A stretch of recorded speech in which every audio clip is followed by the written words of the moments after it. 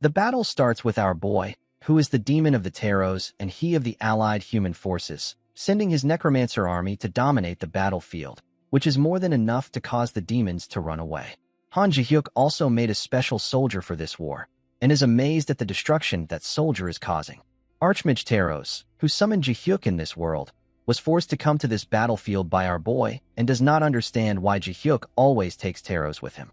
Ji-hyuk responds that since Taros is his summoner, he needs to watch closely how well Ji-hyuk fights.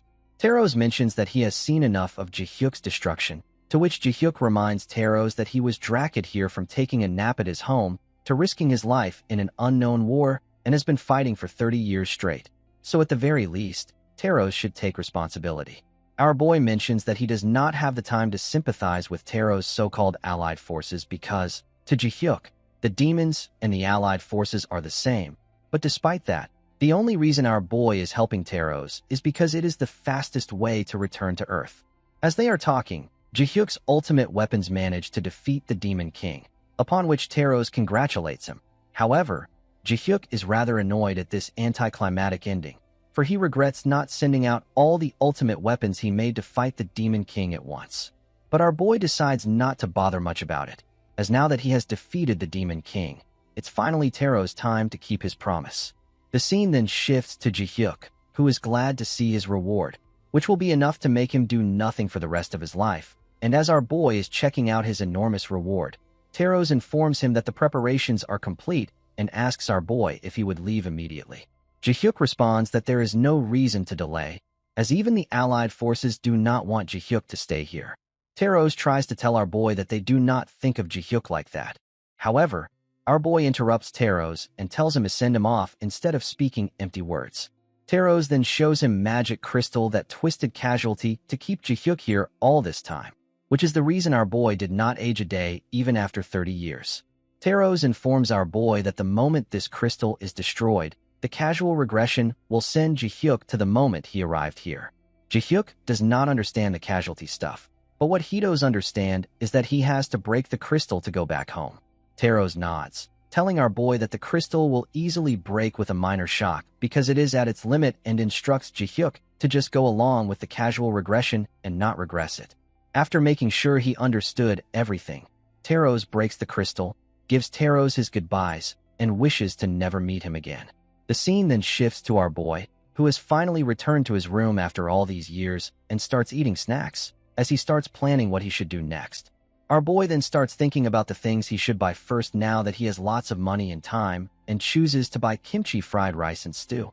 However, before that, Ji-hyuk opens the portal to check the stuff he brought back from the other world, only to find out that his tons of gold bars, treasure gems, and the undead army are all gone.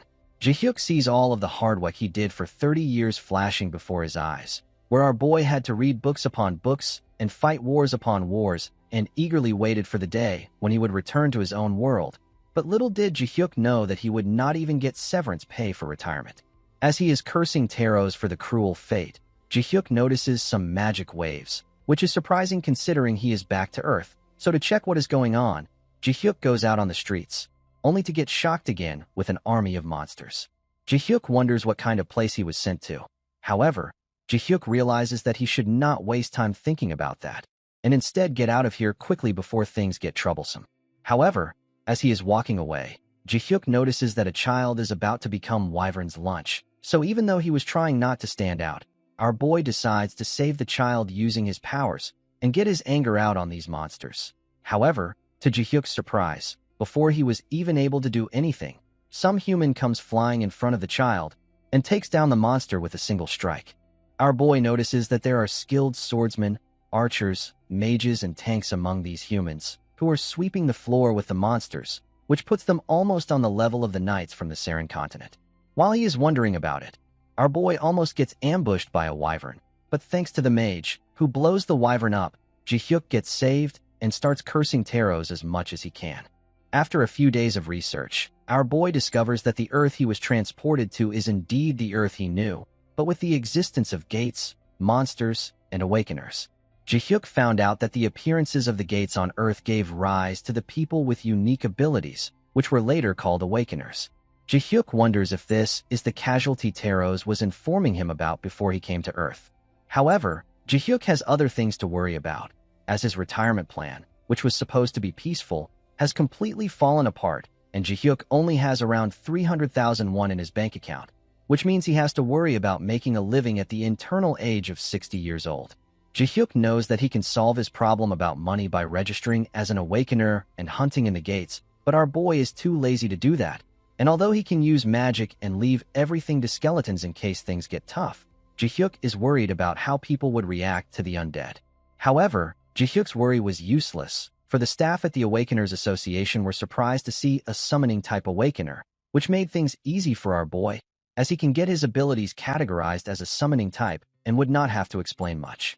The staff at the Awakeners Association starts bombarding Ji-hyuk with questions about his summons, as they are curious about the maximum number of summons, their nature, and their durability. Ji-hyuk, overwhelmed by the questions, replies that he is not sure about the maximum number of summons. However, after summoning, they can be stored in the portal, which makes the staff members curious if they can put other things in there. Ji-hyuk mentions that it is not possible to put other objects in the portal, but despite Ji-hyuk telling them about the limits of the portal, a staff member threw the pin towards the portal, which bounces off of it and drops on the ground. Ji-hyuk asks the staff members to trust him, upon which they apologize, telling Ji-hyuk that they have to do this since many people are trying to deceive them. After that, they proceed on to test the combat power of the skeleton, and to do that, they hit Ji-hyuk's skeleton hard with the bat, which eliminates it. Surprised at the anticlimactic result, the staff members end the test and go to their meeting room to discuss Ji-hyuk's rank. Our boy uses his enhanced hearing to eavesdrop on them, and finds out that, due to the ambiguous nature and weak durability of the ability, they believe F rank is appropriate for Ji-hyuk. After getting his Awakener's card, Ji-hyuk decides to make some cash. The reason our boy is able to summon lots of undead soldiers is because of the special macro system he devised. Most necromancers use mana to imbue undead monsters with will and make them move. However, since human mental power and mana have limits, this method limits the number of summons that can be maintained. However, Ji-hyuk's method allows him to move the undead on their own according to the command in specific situations, which is similar to how a problem-solving a flowchart looks like. In this system, our boy puts pre-written algorithms into the undead, such as the monster's green spit as the 6th evasion, which, if blocked, directs the skeleton to the 7th and 8th evasions, and so on. Thanks to that, our boy does not need to control the skeletons directly, which lifts the limits on the number of summons, making it convenient for our boy to control and summon his undeads effectively.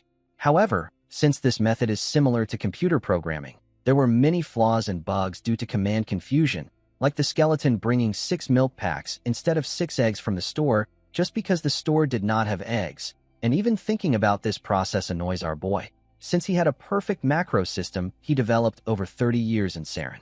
Ji-hyuk once again completes his daily dose of cursing Taros, because if our boy still had that perfect system, he would not have to create a new program. But since complaining would not benefit him at all, Ji-hyuk decides to at least make a rough version for convenience. After hunting for approximately 4 hours straight, Ji-hyuk believes it is time for him to go out, and as he walks out of the dungeon with a good numbers of undead skeletons, the Awakeners standing outside the dungeon get surprised. But since Ji-hyuk's skeletons are weak, they conclude Ji-hyuk is rather a weak Awakener. Our boy goes to collect the reward from the agents, who are also surprised at the number of monsters Ji-hyuk defeated. Since Ji-hyuk did not even touch the monsters, he asks the agent to just calculate roughly, and after making a rough estimate and calculating taxes, the agent informs Jin-hyuk that the monsters fetched him around 2 million won. The 2 million wons get immediately deposited to Ji-hyuk's account, which makes Ji-hyuk realize that he has still a long way till he retires. However, since it is far better than getting a high rank and drawing attention, Ji-hyuk decides to endure the hardships in the beginning because once our boy sets up his macro system, things will go smooth as butter. After finishing his daily work, Ji-hyuk begins walking home when he overhears 2 Awakeners admiring Ji-hyuk for his amazing summoning abilities.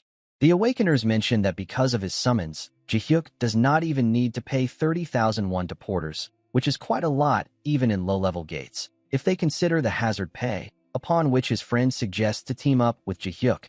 However, the Awakener believes it is a bad idea, since summoners do not team up well with others since it is hard to coordinate.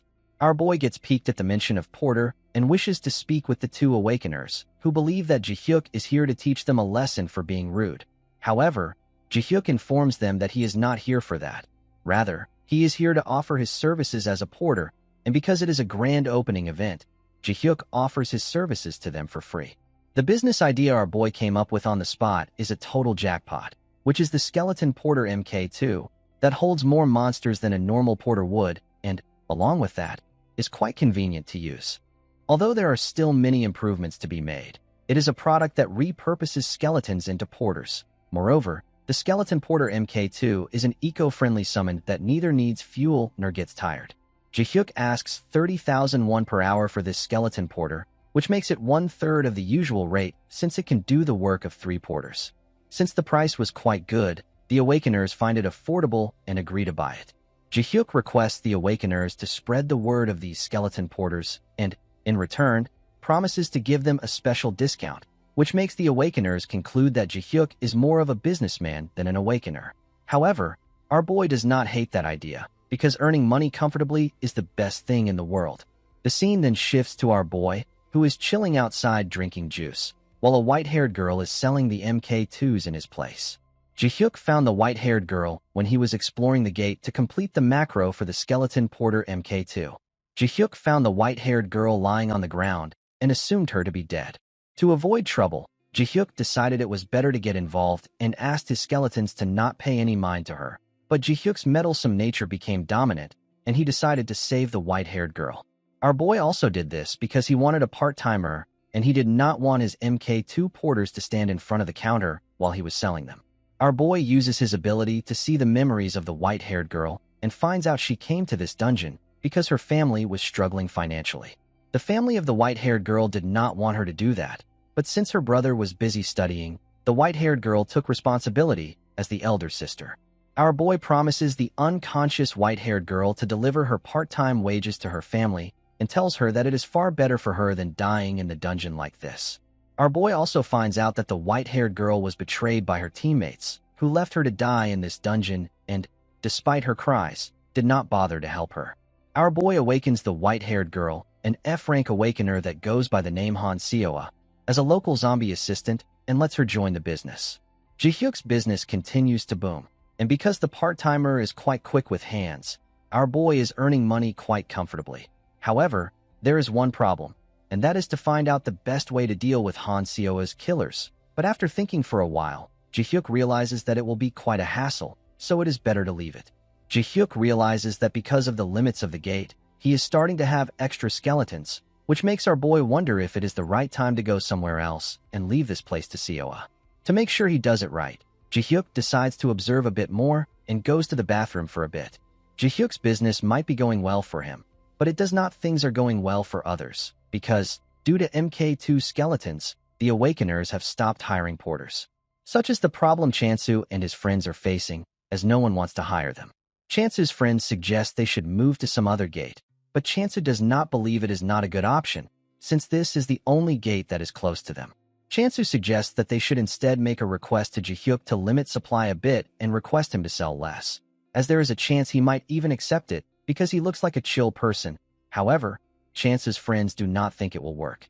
Chansu tells them that they do not have any other choice, as going somewhere else would not solve the problem, because from the looks of it, even after lending out all the porters during the crowded time slot, Ji-hyuk still has some left, which means Ji-hyuk might soon expand to nearby gates. Chansu mentions that they must do something, because they cannot keep getting pushed like this, upon which Kim Yongji, who is Anatair Porter, praises Chansu for finally saying something sensible.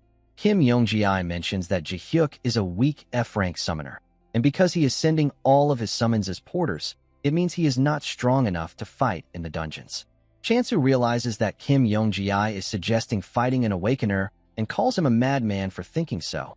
However, Yongji responds that he is not that stupid to pick a fight with a weak Awakener without a solid backup plan. Kim Yonggi explains that Awakeners have agreed to assist him, and all Chansu and his friends need to do now is quietly follow to fill the numbers. Chansu's friends like this offer, which shocks Chansu, and he tries to stop them, upon which Chansu's friend responds that if they want to compete with Ji-hyuk, they would have to work for 10,000 won per hour, and with this low money, it is better for them to do another part-time job. Chance's friends further add that since Ji-hyuk is the one who broke the business ethics here, they do not have any other choice than using force. Chansu advises them to resolve this issue through conversation, but because there is no guarantee words would work on Ji-hyuk, Chance's friends decide to take a chance with Kim Yong-gi. Kim Yong-gi laughs at Chansu, telling him that he can join them if he changes his mind later. But Chansu does not think it is the right thing to do and decides to secretly pass Ji-hyuk a note to warn him. Ji-hyuk, who is listening to the whole conversation, jump scares Chansu from behind and tells Chansu that he is an interesting guy. Chansu gets surprised to find out that Ji-hyuk heard everything he said. Our boy tells Chansu that he was going to crush the people who were planning to set traps for him. But because of Chansu's admirable speech, Ji-hyuk decided to think about it. Ji-hyuk informs Chansu that he is planning to expand his business and asks him if he would be interested in working part-time, as the pay would be generous. Chansu, after listening to Ji-hyuk's plan, agrees with it and tells Chansu that the other porters would be happy to hear this plan. But Ji-hyuk does not like the idea of letting other porters, who are about to target Ji-hyuk, join in their plan. Chansu tries to explain things to our boy, telling him that they are not bad people, and the only reason they are doing this is because they are struggling with work. Chansu tells our boy that he will persuade those porters as well, because there is no way they will refuse to work with the conditions offered by Ji-hyuk. Our boy, who usually does not let people who betray him off the hook, decides to give those porters one more chance, for our boy also knows the pain of being broke very well. Our boy asks Chansu to persuade his porter friends, but keep the conditions our boy mentioned a secret while Chansu persuades, because if they trust Chansu enough to come back only on his words, it means they have loyalty, to which Chansu agrees and decides to meet Kim Yong-gi. Kim Yong-gi, on the other hand, has brought all the porters he could gather with him to his backup, which is E-rank awakener Kim Jong-hyuk and his team, the very people who left Han Seoa to die in the dungeon. The porters are quite eased to have Kim Jong-hyuk as their backup and believe that with this backup, they would be able to take care of one F rank without breaking a sweat. Kim Jong-hyuk welcomes everyone and informs them about their agenda, telling the porters that the MK2 porters are actually super convenient and cheap, and it makes one forget about the need for real porters. But Kim Jong-hyuk mentions that his situation is a bit different, for Kim Yong-gi has been earning Jong-hyuk a lot of money, which is why Jong-hyuk is stepping up to protect the rights off the porters. The porters get excited after hearing that, after which Jong-hyuk informs the porters about his plan for today. Jong-hyuk informs them Ji-hyuk's quitting time is quite precise, so he is soon about to head to his home, and what the porters need to do is protest at that time and be as blatant as they can, like mention how Ji-hyuk has no business ethics and how he lacks a good upbringing. Jong-hyuk mentions that this will be more than enough to provoke Ji-hyuk, which will then cause him to lay a hand on the porters, and that is where Kim Jong-hyuk will step in with his party and deal with Ji-hyuk. The porters like the plan, because that way, Ji-hyuk will be the one making the first move, and there would be no problem. However, there is a problem, and that is the increase in tribute Kim Jong-hyuk from 15 to 25%, which was unexpected even for Kim Yong-gi. Kim Yong-gi tells Jong-hyuk that the increase in tributes was not in the deal, upon which Jong-hyuk mentions that dealing with an awakener comes with a fee, and tells Yong-gi that it would be better to quietly pay 25% instead of letting Ji-hyuk take all the work. Kim Yong-gi has no choice but to accept this offer, but his colleagues do not like this idea, and after Kim Jong-hyuk goes on his way, they tell Yong-gi that 25% is a lot, because after paying the tribute and taxes, they would not have much left with them. Kim Yong-gi shuts them up, reminding the reason for their current situation is Ji-hyuk, because if it were not for Ji-hyuk, the incomes of real porters would not have dropped, and they would not have to beg Kim Jong-hyuk for help. Kim Yong-gi tells that everyone is free to go somewhere else and try their luck if they do not like this 25%. However, there is no knowing how long they will be able to last there. As they are talking, Chansu joins the chat, telling everyone that he has a better solution. Yong-gi asks if Chansu is here to act fake again, to which Chansu responds that he met with Ji-hyuk separately and discussed their situation. Yong-gi calls Chansu a traitor for meeting with Ji-hyuk. However, Chansu asks Yong-gi to lend him his ear for a moment and informs him that Ji-hyuk has promised to find a way for the rest of the porters to earn money. Chansu tries to explain to everyone that there is actually a way to work together, because no matter how many summons Ji-hyuk has, he cannot do it alone. Yong-gi does not like beating around the bush and asks Chansu to spill out the plan. However, there is no way Chansu can tell him that. Yong-gi refuses to trust vague promises, But Chansu assures Yonggi that Ji-hyuk is a good person and they can resolve things with him through conversation. Chansu asks everyone to trust him and hold on for a little longer. But despite Chansu being the most trustworthy person in everyone else's eyes, Yonggi warns everyone not to believe vague promises because they need to protect their own bowls. Everyone except Chansu's immediate friends decides to trust Chansu, but Yonggi wants them to remember that there will be no jobs for them after they deal with Ji-hyuk. The scene then shifts to our boy, who, while on his way home, orders trotters for dinner, but gets stopped by the porters who came to protest against him. Surprised to see their plan get leaked, Kim Yonggi believes that Kang Chansu must have spilt the beans. However, our boy tells Yonggi that Chansu does not have to do anything with it, as he only asked for a favor and Ji-hyuk agreed to hire him as a part-timer. Yonggi is surprised to hear that and wants to know more about it. But Ji-hyuk is not in any mood for explaining as our boy has just ordered his food, and he does not want it to go cold by provoking the porters and playing along a bit. Our boy uses his binding magic on the porters that were there to protest, after which binds the awakeners that were hiding in the bush to come out at the right time. By now, everyone realizes that there is something wrong, while our boy realizes that the awakener helping the porters is the same guy who killed Han Seoa. Our boy was feeling uneasy about leaving Jong-hyuk alone since our boy did not want to bother looking for you, but things just became easy for Ji-hyuk, and now he can begin the fun. Our boy reminds them that oppressing someone who is quietly doing his own business is not the right thing to do and slams Jong-hyuk, who looks like a complete thug on the ground, telling Jong-hyuk that it is the consequence of harassing someone when they are only trying to run their business peacefully. Because Jong-hyuk crossed the limits, our boy decides to punish him so badly that Jong-hyuk would not even think of doing something like this again. To set a proper example, our boy sends a dozen of skeletons, as getting surrounded, defeated by this many undeads should be enough to clear their heads. These guys who made the mistake of hurting our boy were properly disciplined with undead accompanied with illusion magic, and out of consideration, our boy even fixed their shabby appearances before sending them back, making it a completely peaceful resolution. The next day, after dealing with the bullies, our boy meets with Chansu and their friends, who thank Ji-hyuk for giving them a part-time job.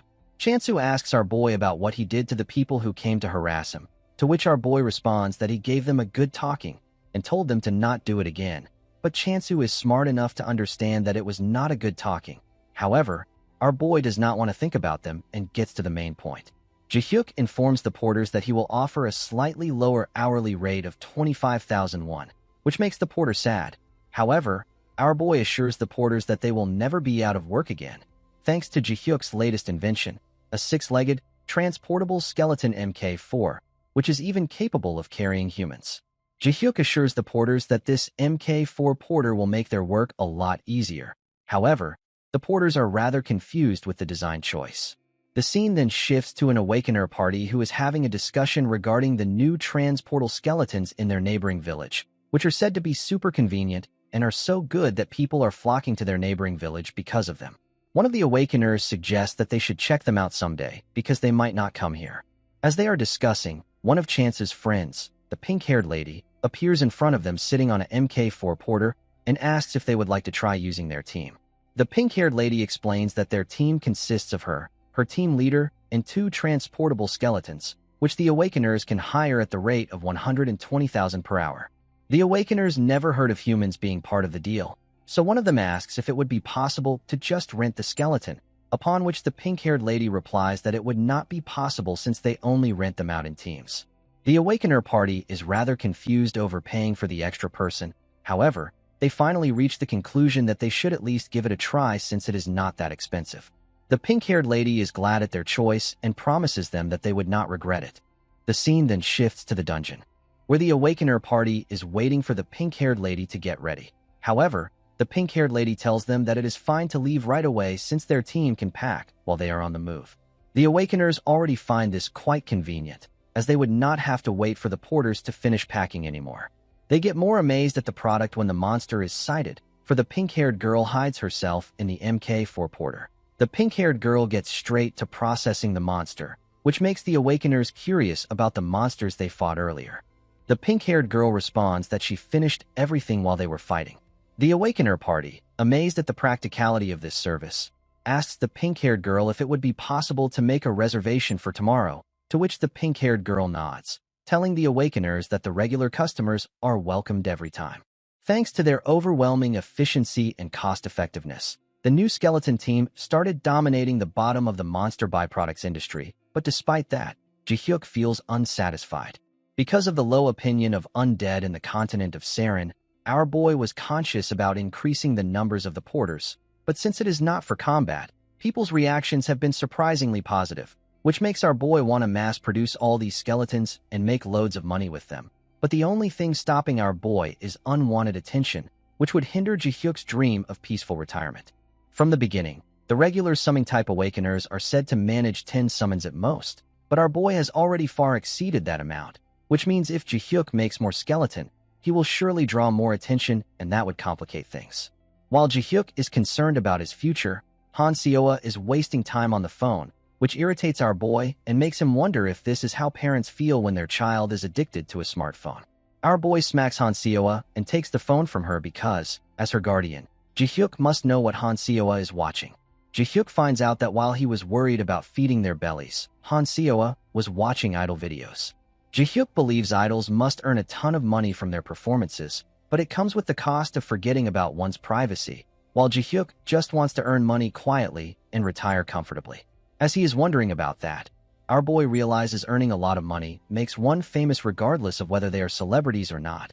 So our boy decides that if he is going to attract attention anyways, he should go all out at it and strike the iron while it is hot. Our boy immediately contacts his boss, Park, and asks him to buy 32 million won worth of monster bones, which shocks Ji-hyuk's boss. But our boy continues, informing Park that from now on he will invest all the profits into buying more points and requests Park to handle it nicely. Park, although rather confused at such a request, immediately agrees to it and promises to gather only the freshest bones for our boy. With that out of the way, our boy then decides to set up a company, and for that he has to rent a decent warehouse and start mass-producing dozens of porters in a day. However, Ji-hyuk soon realizes that it would be far better to create all the skeleton porters at once. The scene then shifts to the Gate Management Bureau Awakener Registration Office, where the director of the Awakener Registration Office, Young Sung-hoon, asks the researcher if there is anything special to report, to which his researcher shakes his head, but suddenly remembers about the special management case of Han Ji-hyuk and informs the director that according to the latest records, Ji-hyuk created about 32 skeletons a month. The researcher further adds that Ji-hyuk has started a company called Saren, and today is its opening ceremony. Director Sung-hoon is quite amazed at this and comments that it is all about how one uses their abilities, because no one in their right mind would have thought that the weak skeletons could be used that way. Director Sung-hoon believes that because of using his abilities, Ji-hyuk might have made some decent money considering how he is now starting a company, upon which his researcher informs Sung-hoon that a rough calculation suggests that he earns billions of wons in a month. The researcher also suggests that since Ji-hyuk's summons seem to have hit a limit, they should remove him from the special management list. However, as they are discussing, another one of Sung-hoon's subordinates enters the room and informs the director about Ji-hyuk, who has just invited a large group of porters and is now indiscriminately deploying skeletons. Director Sung-hoon gets surprised after realizing that Ji-hyuk has just broken another record, as a month ago, Ji-hyuk was just at 27 summons, upon which the researcher mentions that they should keep Ji-hyuk under special management for now. The subordinate gets annoyed and slams the table, which surprises Director Sung-hoon, and he asks the subordinate about the new record Ji-hyuk has reached, upon which the subordinate informs Director Sung-hoon that according to their limited observation, Ji-hyuk has reached 300 skeleton summons. Director Sung-hoon immediately rushes to Ji-hyuk's company with his 2 subordinates, where he is informed that Ji-hyuk has just surpassed 350 skeletons. Director Sung-hoon is immediately guided to the warehouse, where he gets shocked to see more and more skeletons. Our boy, who was working very hard, takes a break since they have got visitors, and asks his manager, Kang Chansu, to get something good to eat since it is almost time for lunch. Our boy then introduces himself to the director of the Management Bureau and also meets the same researcher who conducted Ji-hyuk's test.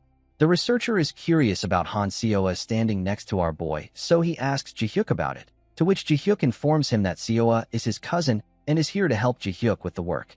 The researcher greets Seoa and asks Ji-hyuk if the things getting produced in this warehouse are all his summons, to which Ji-hyuk nods his head, telling the researcher that there might be around 350 summons. The researcher accuses Ji-hyuk of lying, to which Ji-hyuk explains that he himself did know about the limits of his summons. The director orders Ji-hyuk to stop this production, explaining that 350 summons is just outrageous, as it surpasses common sense for summoners. For an F-rank awakener should not be capable of doing something like this. But despite director Sung-hoon calling it a problematic situation, Ji-hyuk refuses to stop the production because it does not seem problematic to him. Our boy informs the director that when he founded the company, he had a lawyer review the summoning-related laws, and there are not any specific regulations about the number of summons in the law. Director Sung-hoon objects and informs our boy that there are safety concerns about these skeletons, to which Ji-hyuk responds that these are the same models he has been using all along. And if they were not problematic a few months ago, they are obviously not problematic now that Ji-hyuk has increased the number. Director Sung-hoon turns to the researcher and asks him if there is actually no issue with this mass production of the skeleton, to which the subordinate responds that the law was not designed with this scale in mind. Realizing that they do not have anything else to say, our boy tells Director Sung-hoon that his company was legally established under the Special Awakener Law, allowing the retinal of their abilities of profit, and as for safety concerns, the people who have been using the skeleton porters can vouch for their safety. This ultimately caused the registration office personnel, who witnessed the massive summons, to leave without any complaints, since they were not able to argue against our boy's thorough preparations.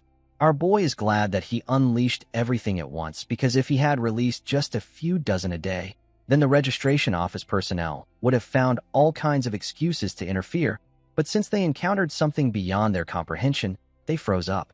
Ji-hyuk realizes that he should keep making more summons, and since he can summon 300 in a day, if he stockpiles 2,000 and releases them all at once, the registration office would not be able to say a word. The time it took Ji-hyuk to create 1,000 transport-type skeletons, the media was buzzing about an awakener controlling over 500 summons. But our boy did not care about any of that. After creating 1,000 skeletons, our boy lost all his will to create any more skeletons, and now he does not want to work anymore. Ji-hyuk questions if he was so excited about starting the company that he forgot how much effort it would take to summon 300 skeletons a day. Ji-hyuk does not like how this is going, because he originally wanted to retire because he did not like working, but now Ji-hyuk has to fund his own retirement, which does not make any sense.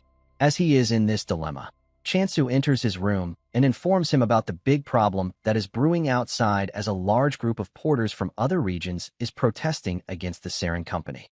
Our boy gets shocked after hearing this and immediately runs outside to solve the issue. The porters, on the other hand, do not like the idea of transport-type skeletons, for they are ruining the porter industry as awakeners avoid hiring human porters and complain that human porters are expensive and inefficient.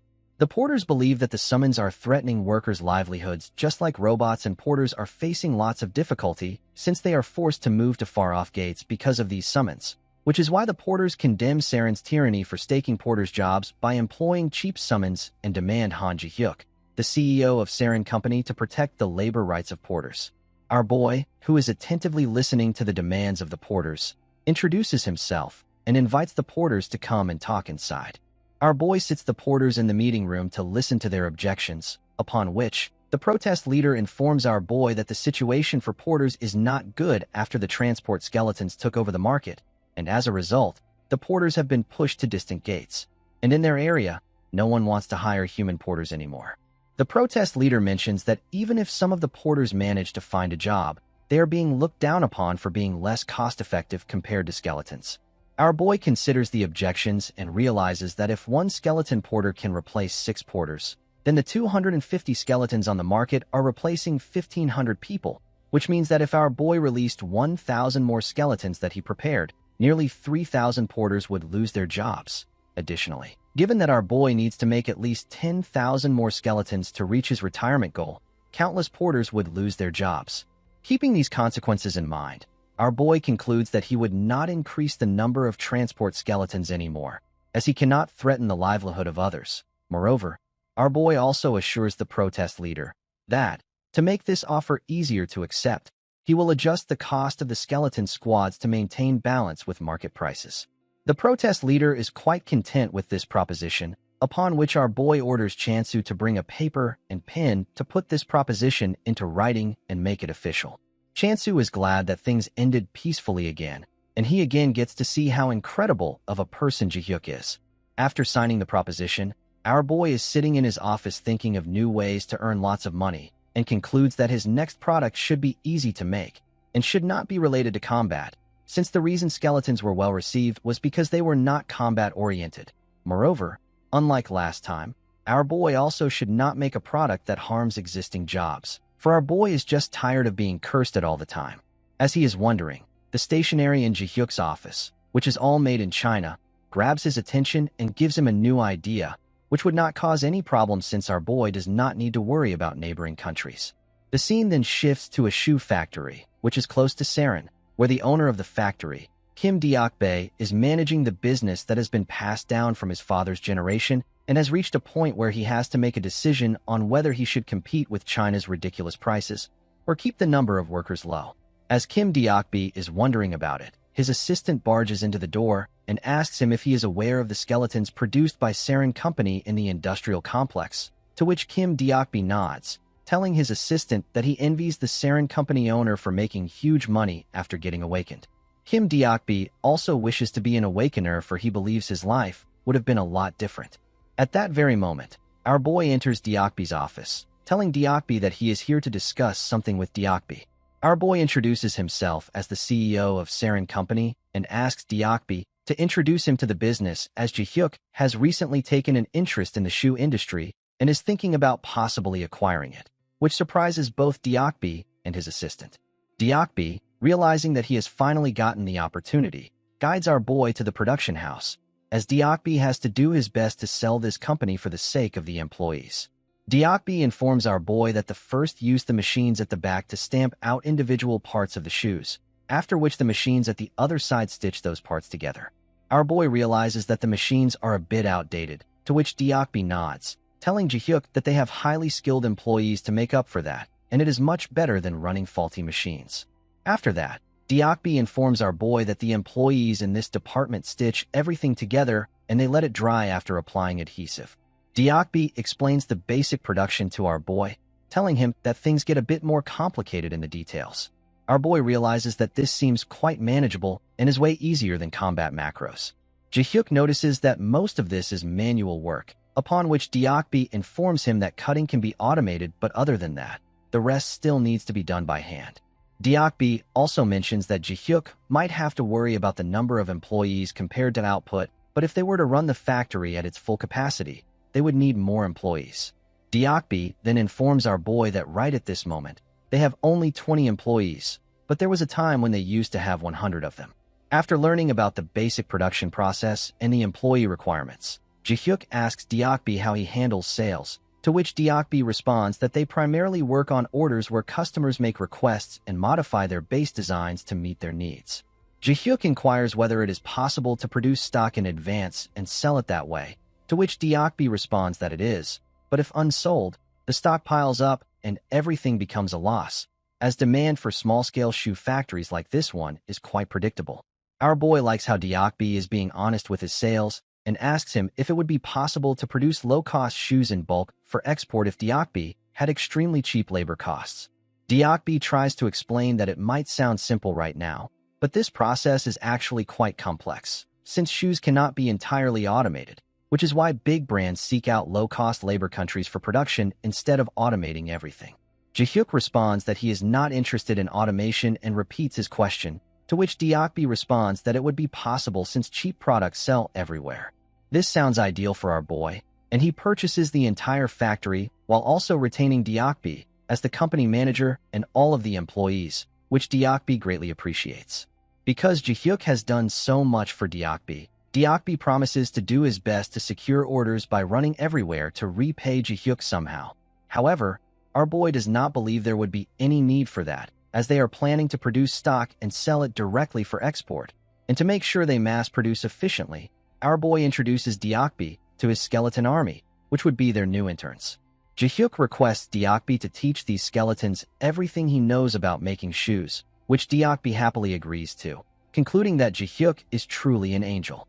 Few days pass and skeletons get used to producing shoes in the factory, while Deok-bae, on the other hand, is finally busy after a long while, and all the credit goes to Ji-hyuk. Ji-hyuk responds that it was Deok-bae who actually handled all the business. Deok-bae however, was actually surprised after hearing that he would be hiring skeletons as employees and was initially worried that things would go wrong. Ji-hyuk assured Deokbi that everything would be alright since they are not breaking any laws, and showed Deokbi the shoe his skeleton just made. Deokbi found the shoes better than his expectations, but realized that they were still not as good as something made by hand.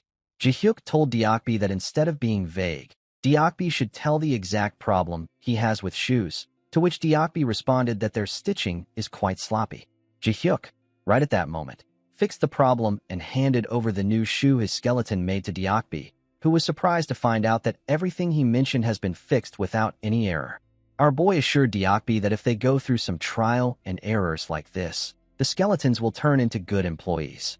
Deokbi quickly realized that Ji-hyuk was correct. For now, the skeletons are performing so well that their company can save significantly on production costs because the skeletons do not require any labor, and thanks to that, Saren Company can now compete with Chinese products on price and even export. Deokbi mentions that if they keep building their reputation like this, they might even get original equipment manufacturer contracts from major brands, which surprises our boy because he thought that brands ran their own factories, upon which Deokbi informs our boy that everything is OEM, and the only things the brands handle are the designs, while the factories just manufacture and deliver the products. Deokbi further adds that at their current stage, they can easily take over the production volume from existing factories. From Deokbi's explanation, Ji-hyuk realizes that they do not even need to design anything. Rather, they only need to focus all their energy on manufacturing.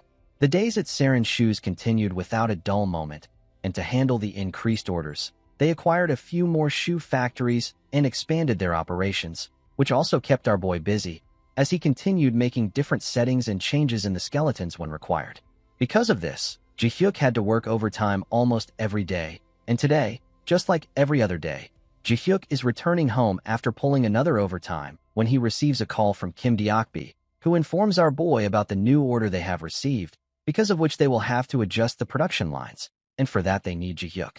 This made life hell for our boy, and it was not just the workload, but Deokbi also felt bad for having to ask for adjustments after finally securing an order, and if things go on like this, both Ji-hyuk and Deokbi are going to collapse.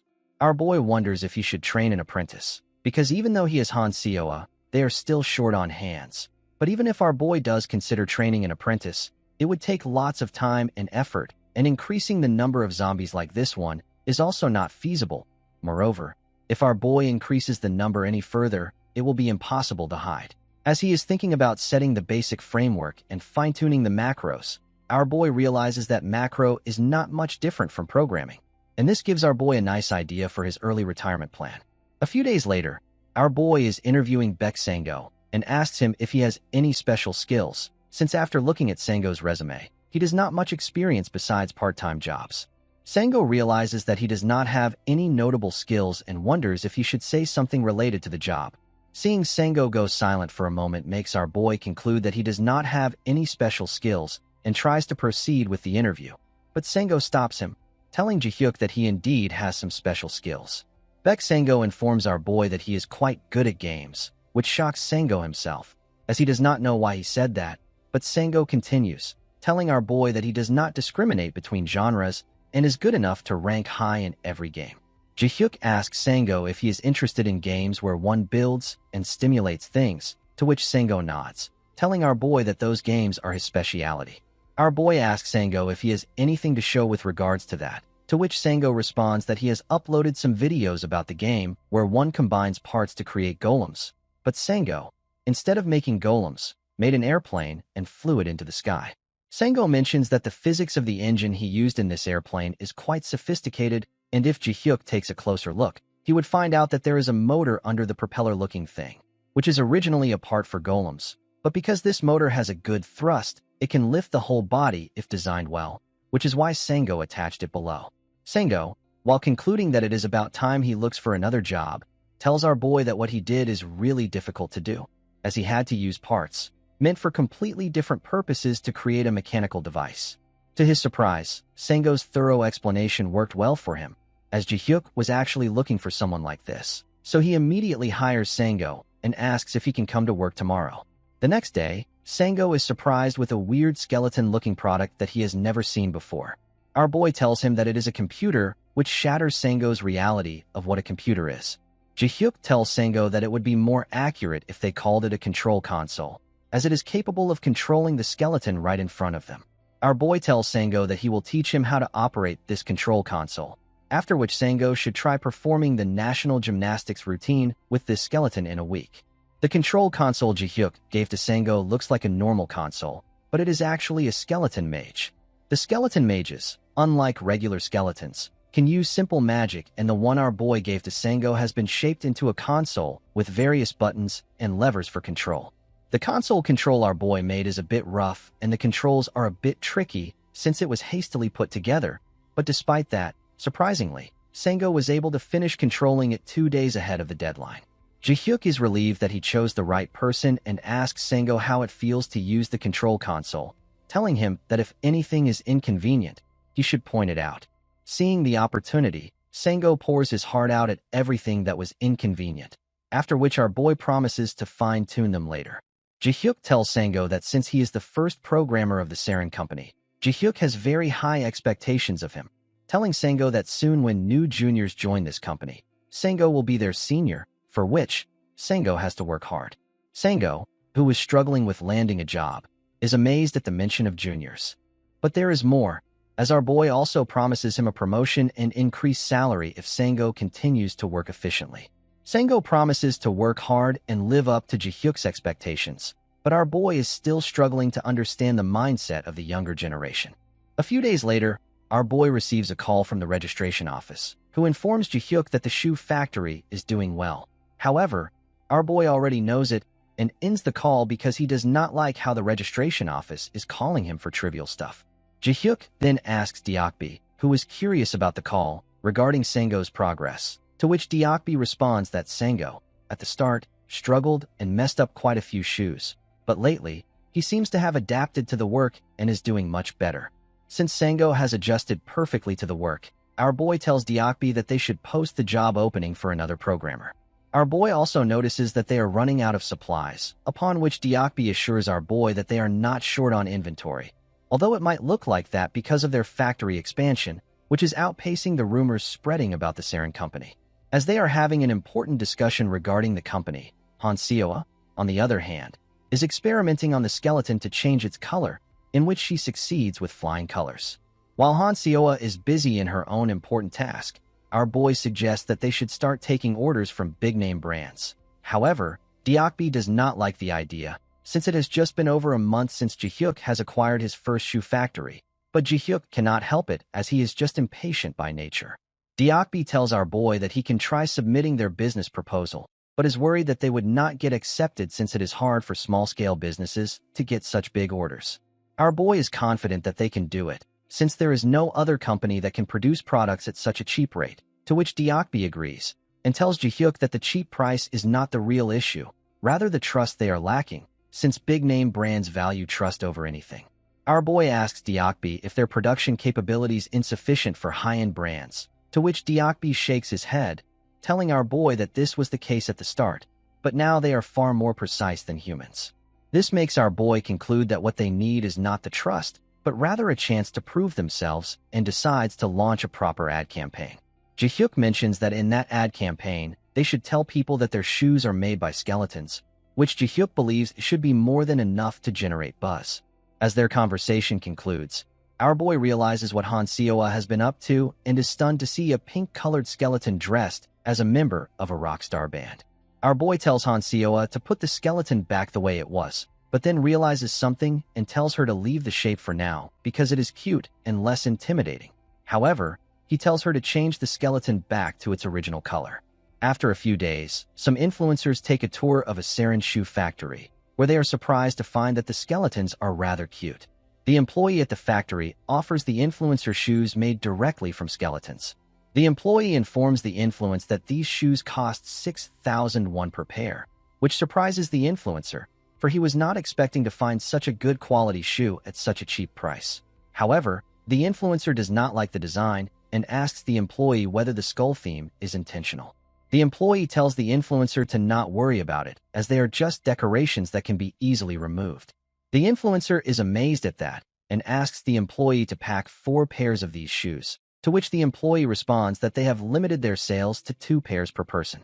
The influencers get those 2 pairs and make a video regarding it, which gains significant attention on many video sharing platforms, garnering immense views, which in turn helped Saren gain rapid recognition at an unbelievable pace. A few days later, Deokbi informs our boy that they have finally gotten a work request from Roko, which is AU.S sports brand ranked in the top 20. Our boy, excited at the result of their campaign, tells Deokbi to start working on the sample right away. Our boy presents the sample to the manager of the Roko company in the meeting, who finds the sample quite flawless, and is surprised to see that despite having a low price per unit, there are no compromises to the quality either. The manager promises to propose this to the higher-up, which makes our boy excited, and he asks the manager if there is any chance it will work out, to which the manager responds that he cannot guarantee that, because even though the price is great, the skeleton-based production has not been proven yet. Haunted by the word proven, our boy asks the manager if it would be possible for him to inform them of the terms of the contract because our boy needs to make sure they are prepared. The manager responds that the company is just looking for a stopgap solution right now, so the terms would not be so great. Our boy gets annoyed, asking if by that he means they are going to lower the price even further, to which Deokbi, who is in the meeting, informs our boy that the manager is talking about the shorter contract period and fewer guaranteed quantities. Jihyuk does not get it. So Deokbi explains to him that big brands and major manufacturers usually sign longer contracts and guarantee a minimum order quantity every month, which is like a carrot big brands offer to manufacturers. Because of those minimum sales, the brand gets a steady supply of shoes during the contract period. However, Deokbi adds that sometimes the companies use those guarantees to drive down unit costs. But since that does not apply to Saren Shoe Factory, our boy does not need to worry about that. The manager adds to the discussion, telling Jihyuk that their company is in a rush to find a replacement for their stalled factory, which is why the contract period would be short and the company would not be able to offer much in terms of guaranteed quantities, because once their local factory restarts, the surplus inventory will burden the headquarters. Jihyuk is curious about what the company can offer at the moment, to which the manager responds that, from what he knows, it is a 3-month contract with a guaranteed quantity of under 40,000 pairs per month. However, it is subject to change depending on the situation. Our boy asks Deokbi if that works for them, to which Deokbi responds that large manufacturers would not even consider accepting this, but small-scale businesses like Saren Shoe Factory have to accept it to aim for future contracts. After hearing the explanation, our boy realizes that if they just sit still relying on low prices, they would not even pass the paperwork stage, let alone secure a good contract. Jihyuk asks the manager if there are any factories currently under contract, to which the manager responds that despite the headquarters making several proposals here and there, they have not been able to finalize a contract. In that case, our boy mentions that they should limit the contract period to 1 month, because if the local factory restarts, Roko would face lots of difficulties. Our boy also suggests that they should make the contract renewable monthly with mutual consent, and while keeping the unit price the same as before, our boy promises to not request guaranteed quantities or upfront payments. Deokbi is shocked after hearing that offer, while the manager, on the other hand, is also rather confused, but Jihyuk gives the company another advantage and tells them that if there is a drop in quality or defective products, then the Saren Shoe Company would compensate double the production cost. They end the meeting with the manager promises to relay those conditions to the higher-ups, while our boy, on the other hand, is certain that they have secured another deal. But, unlike Jihyuk, Deokbi is shocked to see Jihyuk make the terms even worse for them, because with these terms, Roko can sign the contract and never place a single order, which would lead them to suffer no losses. Our boy tells Deokbi that this is what he was aiming for, and explains that since samples are usually free, people can try them without hesitation, and because their company is offering the lowest unit cost and unwavering quality, they will be able to get Roko's trust easily. Jihyuk further adds that because there is no other company that can adjust production levels as quickly as Saren Shoe Company, they now just have to wait for Roko to taste the free sample Saren is giving, and once they taste it, they would not stop at just one bite, and continue begging Saren to make more shoes for them after the contract ends, as they have yet to taste the true flavor of the Undead. Roko headquarters in the United States. The golden-haired man places the proposal template file on the table after realizing that it represents the maximum production capacity they can increase. He is the CEO of the Roku company. The black-haired man confirms to the CEO that they are already operating at full capacity, and to increase it further, they would need to hire more employees, but the manufacturers are hesitant. The manufacturers also said they can manage up to 200,000 pairs with the existing facilities, but to cover the remaining 300,000 pairs, they have no choice but to find a new factory. The CEO starts thinking after hearing that report and then asks the black-haired man for his opinion about the factory located in Fujian, China. The black-haired man informs the CEO that the factory requires a 6-month contract period and guarantees a production volume of 200,000 pairs per month. The CEO then brings up the factory in Jinjiang City. Hearing that, the black-haired man explains that they agreed to a 3-month contract, but also requested an increase in the guaranteed volume. The main problem with that agreement is that Roku needs 70,000 pairs by next week. The black-haired man thinks of something and asks the CEO if he has seen a certain video. He explains that it is about a summoner-type awakened person in Korea who runs a shoe factory using summoned creatures. The CEO says it is the first time he has heard of it, so he asks why the black-haired man is bringing it up. The black-haired man hands him a tablet and tells him to take a look. The CEO initially assumes it is just a video of an awakened person showing off their abilities and believes it will just be for show. But after seeing the actual video, the CEO is extremely shocked and immediately orders the black-haired man to show him the meeting results with that factory because he is concerned about it. The CEO can't believe the authenticity of the video, so the black-haired man confirms that it is real and also gives him the contract papers, telling him to review them. The CEO is amazed to see that it is a 1-month contract with automatic extension. There is also no guaranteed quantity, and even if defects occur, the factory compensates double the cost. After that, the CEO checks the delivery price and asks the black-haired man if there is a mistake, but he confirms that, as shown in the video, the factory's labor costs are nearly non-existent, which makes the delivery price possible. Hearing that information, the CEO asks about the product quality, and the black-haired man explains that they checked the samples and the quality is acceptable. He suggests the CEO give it a try since there is no risk. Even if defects appear, the factory will compensate double the cost. The CEO agrees because, even if the quality turns out to be poor, there is no real risk, so he decides to place an order for 10,000 pairs, starting with the simplest design first. The scene then shifts to a silver-haired old man calling the factory's CEO and happily informing him that they have received an order for 10,000 pairs from the Roku company. Ji-hyuk seems very pleased and asks the silver-haired old man if they have the required materials. The old man confirms that they are readily available in the market, so once they place the order, the materials will arrive quickly. He then happily asks Ji-hyuk if they should stop the current production line and proceed with Roku's order first. Ji-hyuk asks why and points out that they can work on both simultaneously since they have an abundance of summoned skeletons. The silver-haired old man believes that sewing well is one thing, but they also need to stamp out shapes for each part, and the machines are already at full capacity. Hearing that, Ji-hyuk asks what the big deal is and uses his necromancy abilities to create the machine they were lacking. The old man is shocked, and Ji-hyuk asks what else they need for production. The manager explains that they also need more space because all 5 other factories, including this one, are out of room. Ji-hyuk tells him to use the Saren warehouse since it has plenty of space. The old man informs Ji-hyuk that manufacturing in an unregistered facility is illegal. Ji-hyuk seems to already know this, but insists that they have registered it, then asks if there is anything else they need. The manager's mind is overwhelmed, and he informs Ji-hyuk that there is nothing else required. Hearing that, Ji-hyuk decides to wrap it up in one go. The manager quickly agrees with him. The next day, at the Roku headquarters, the CEO is having a meeting with his executive members, saying that they don't have enough time and can't delay any longer. They need to compromise with the current factories by reducing the guaranteed volume. While the meeting is still in progress, the black-haired man reads an email from the factory and immediately calls the CEO. When the CEO asks what the matter is, the black-haired man explains that it is about the factory that produces shoes using skeletons, the one they contacted yesterday. Thinking the factory is unreliable, the CEO asks if they said they can't do it or if they refuse to change the contract.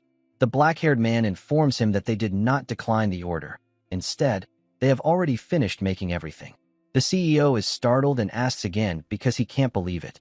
The black-haired man shows the email to the CEO sent from their Roko branch in Korea.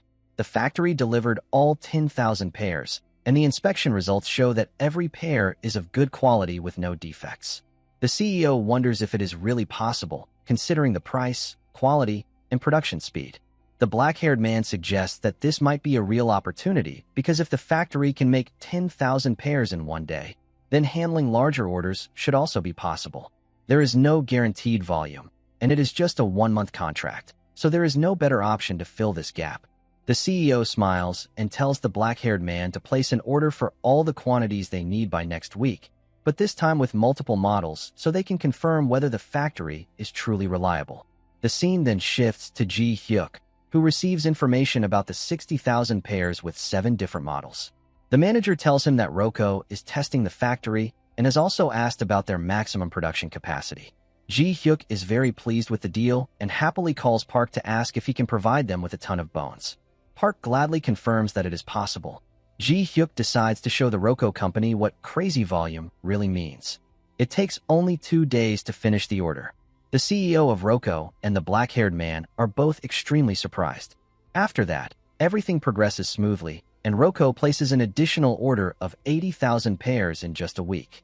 That, too, is completed perfectly in only 2 days, and the following week they order 150,000 pairs, all delivered in just 4 days.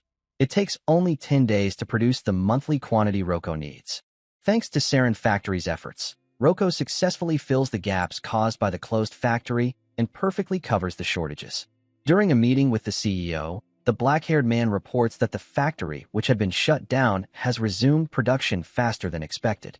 Hearing this, the CEO confirms that it is good news. The brown-haired man comments that the profit from Sarin's production increased significantly for a while. The other executives also believe that Sarin's quality is more consistent than any other manufacturer, and their ability to adjust production using skeletons is on an entirely different level. The black-haired man then tells the CEO that they are losing hundreds of thousands of dollars every year due to contracts with other factories. But if they work with Sarin, things will change. Once they place an order, finished products will start arriving within a few days. This means they can order whenever needed and significantly reduce losses from inventory. Hearing this, the CEO decides to follow the black-haired man's advice, and they choose to officially sign a contract with Sarin. The black-haired man meets Ji Hyuk and hands him the official contract they received from Roko's headquarters. Ji Hyuk looks at it and remarks that he already said Roko would eventually ask them to produce for them. The black-haired man tells Ji Hyuk that if he reads the contract, he will see that it is a 1-year agreement with a guaranteed 150,000 pairs per month, terms that even large manufacturers would envy. Ji Hyuk reads the contract. Ji Hyuk bluntly asks if it is really a good deal. The black-haired man confirms that it is, so hearing that, Ji Hyuk thinks again and asks manager Kim to read it once, then hands the contract paper to him. Kim reads the contract and goes through it carefully. Ji Hyuk comments that there are many issues, so he wants Kim to point out everything. Kim doesn't understand what Ji Hyuk is trying to say because he doesn't see any real problems in the contract. The production quantities for the assigned models are missing, but that is in line with their policy, so it shouldn't be an issue, and aside from that, the rest is just a standard OEM contract. Ji Hyuk can't understand it and asks if this is really a standard contract, then grabs the contract again to take another look. He drops it on the table and tells Kim and the other person to look at the clause stating that any damage or loss that cannot be attributed to the responsibility of Party A must be compensated by Party B. There is also another clause saying that if Party B causes a delay in supply, then they must compensate. Ji Hyuk questions why they are expected to compensate when the factory that had issues was shut down due to a coup. The black-haired man believes that, according to the contract, the factory would indeed have to compensate, but he heard that the head office already gave them some discounts. Hearing about discounts, Ji Hyuk becomes very angry, asking if they are saying this compensation was demanded or simply something the head office wanted. The black-haired man replies that despite everything, this is the standard practice in the industry. As long as the products are defect-free and production goes smoothly, there shouldn't be a problem with these terms. He reassures Ji Hyuk that he understands this is his first contract, so he is hesitant, but this is nearly the standard contract in the industry. If Ji Hyuk can't accept it, then it means they won't be able to contract with any manufacturer. He adds that the representative doesn't focus too much on it, because these clauses are prepared only in case something unexpected happens. Ji-hyuk doesn't feel assured by these explanations and begins telling the black-haired man about a business trip he once took abroad. He explains that it was the same situation there. They told him to just do one thing and not worry about the rest. But when he actually tried it, everything turned out to be much more complicated, with many things demanding attention instead of just one. He accidentally offended the son of a high-ranking person at one company, and the person caused a huge fuss about it. They said they were going to discipline Ji-hyuk, even though he was the one practically keeping the company afloat, which felt absurd. All the workers pointed fingers at him, and that's when he realized that if he kept doing everything they asked, he would end up being a fool. Regardless of industry standards, doing things in their own way is the best. After finishing the story, Ji-hyuk tells Kim that the service they provided to Roko is enough proof of their capability because they delivered several 100,000 units of quality goods in just 2 months. After saying this, Ji-hyuk grabs a pen and crosses out the lines in the contract that he does not want included, removing clauses he finds unreasonable. For example, they are not obligated to take care of other companies' orders, so he removes that clause as well. After making these changes, Ji-hyuk gives the contract to the black-haired man, telling him that they will accept the contract only if these changes are made. After reading the edited contract, the black-haired man is extremely shocked and says the head office will never accept it. Ji-hyuk asks why they wouldn't accept it, saying that as long as Roko does not nitpick, there will be no problem. He also reveals that he plans to send proposals to every manufacturer with these same terms, and whoever signs a contract with them first will receive priority in orders. Ji-hyuk tells the black-haired man that the reason is simple. These clauses are tedious and cumbersome, but once a company places an order, their factory will work hard to deliver. So if this approach works, Ji-hyuk will sign the contract immediately, and now the decision is up to Roko. The CEO of Roko becomes very angry after receiving the news, and the other executive members also believe that the factory is basically mocking them. They question whether they really need to be dragged around by a small company. They acknowledge that they made a profit, but it was not a particularly large amount. But one executive with a bright mind suggests that they still can't ignore it, because the benefits of trading with the Sarin factory are limitless.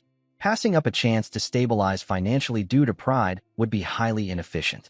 Some of the executives clash with each other, saying they can't set such a precedent because it might cause problems in future contracts.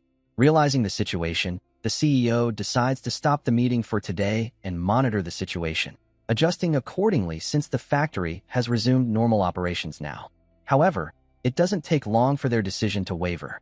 The black-haired man informs the CEO that another factory wants them to include a clause in the contract to increase production of the new DP-10 model.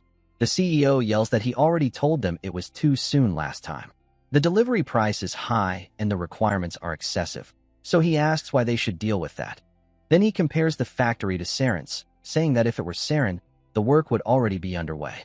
Thinking that although he knows this situation is normal, after experiencing Sarin's performance, he keeps comparing all other factories to them. The brown-haired man immediately rushes into the CEO's office looking worried and reports that there are defective products from the Chinese Yunk factory and they need to be reproduced. The CEO also looks troubled upon hearing about the reproduction. The brown-haired man reassures him that the quantity is not large, but the delivery is expected to be delayed. According to the contract, the factory will bear the reproduction costs, but their stock will be insufficient during the delay. After listening to all of this, the CEO again compares the situation to Sarin's service, saying that it wouldn't have happened if it were Sarin. He then asks the black-haired man what Sarin is doing right now. The black-haired man informs him that Sarin factories are sending proposals to other manufacturers, and in fact, some makers have shown interest and requested samples. Hearing that, the CEO says it makes sense, given Sarin's quality results. The CEO suddenly remembers that the Sarin factory stated that the first contract always guarantees priority production. Thinking of that, he immediately orders the brown-haired man to proceed with the Sarin contract. The brown-haired man becomes very nervous and replies that he thought the CEO planned to put it on hold. The CEO tells him again to proceed immediately because if other manufacturers sign contracts first, Roko will be pushed to the back of the line. To sum it up, the result ended up favoring the Sarin factory. Roko signed a contract that tripled their margin, and other manufacturers began placing orders one after another. The scene then shifts to Kim happily informing Ji-hyuk that their total orders exceeded 1 million units in just 1 month. Sitting at his desk, Ji-hyuk laughs loudly and asks how long it has been since Roko came back. He thinks to himself that now that word has spread, they will receive tons of contracts, and by increasing the number of skeletons, the sarin factory will continue generating large profits. While browsing through letters and documents, Kim reads one and tells Ji-hyuk that a company is asking whether they can also produce clothes. Kim then asks if Ji-hyuk knows anything about clothing manufacturing. Ji-hyuk confirms that he knows about it to some extent and asks Kim if it is also a labor cost battle. Kim smiles and confirms that the labor cost is even higher than for shoes. Hearing that, Ji-hyuk stands up and tells Kim that he will immediately acquire a clothing factory and they will produce clothes as well. Ji-hyuk smiles and asks if they should just become an all-in-one manufacturer. Anything can be ordered and the sarin company will make it, so clients only need to place their orders. Kim happily agrees, saying that it sounds great, and since they already make shoes, producing other products shouldn't be a problem. And because it's Ji-hyuk doing it, he believes it will succeed. Ji-hyuk decides to start implementing the plan right away and turn the Chinese company into old news so that when people think of factories, they will think of Ji-hyuk. Approximately 6 months later, sarin targeted not only clothes and hats, but even accessory factories and all other labor-intensive light industries, establishing itself as a comprehensive manufacturing company. However, a problem arose. Kim informs Ji-hyuk that while production and orders from the shoe factory are coming in just fine, the other factories often have skeletons left idle because of fewer orders. To maximize the utility of the skeletons, Kim suggests hybridizing all the factories. When one part's production is complete, they could transfer the idle skeletons to another part, but the main problem is that there is no space available to implement the hybridizing plan right now. All the factories they have acquired are small, and once they place the necessary machinery for work, even the original tasks can't be properly carried out. Ji-hyuk is very worried because finding a new large space is the biggest issue right now. Kim also confirms that it would be best to purchase a larger factory once they have saved enough funds. Hearing that, Ji-hyuk becomes even more worried because there is an even bigger problem. Ji-hyuk seems lost in thought, so Kim asks if he is even listening. Ji-hyuk lifts his head and confirms to Kim that he is listening. The biggest problem for Ji-hyuk is that his motivation has completely faded. Since the factories around the world are earning plenty of money, Ji-hyuk is starting to get lazy. Kim suggests that Ji-hyuk go home and get some rest if he is not feeling well. Ji-hyuk becomes very pleased and asks if he really can go, but it turns out Kim was joking. He tells Ji-hyuk that he can't go home since there is a mountain of reports that must be reviewed, so he can't leave. Ji-hyuk seems very disappointed by Kim's behavior. Kim laughs and asks what Ji-hyuk means by that.